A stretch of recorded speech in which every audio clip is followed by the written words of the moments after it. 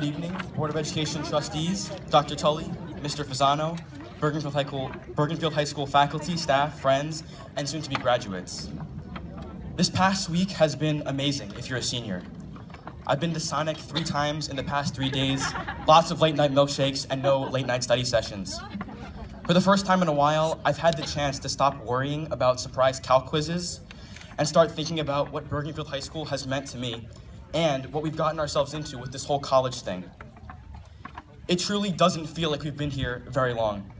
I remember it like yesterday when Sheehan and Rainier came over to me, the new kid at BHS, after seeing me awkwardly struggle to make friends. Since that day, I've loved this school. When I see our athletes and dancers in the newspaper, I feel proud to be a Bear. When I hear our musicians at concerts, I want everyone to know that I'm with them. When I see our scientists doing research in our labs, it's hard to believe that people like us can develop and present such amazing work.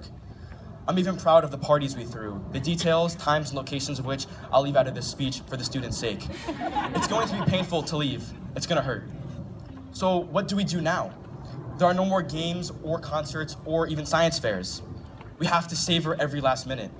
The last time we have together is going to make the little time we have together is going to make the last moments only that much sweeter.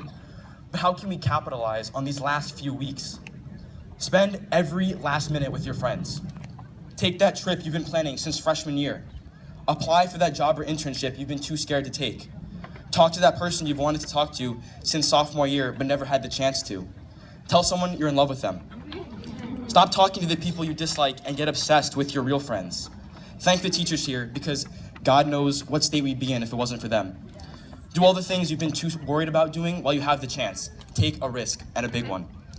College is a big risk and a big change. In a sense, it's a lot like these last few weeks. We're diving into totally new experiences, new people, places, professors, and more. But that's good, and that's how it should be. Like these last few months, we're experimenting with what we love and what our interests are. We're going to stretch and we're going to grow. Let's use the momentum from these last weeks to propel ourselves to the next level, whatever that may be for you. And once the transition to university gets easier and we're settled down in our dorms on the path to fame and fortune, we should imagine ourselves graduating a second time. And what we would do with those last weeks, knowing that again, you'll have to move on from the environment you're used to. Except don't wait. Do what you would right there and then. Let's start as soon as we sit down in our new classes or wherever you are and own the experience. The only thing you need to look out for are those voices in your head and around you telling you who you have to be.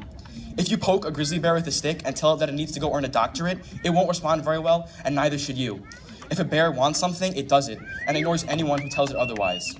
Thank you to our teachers and the entire BHS staff for bearing with us, actually really caring about us, through the last 4 years.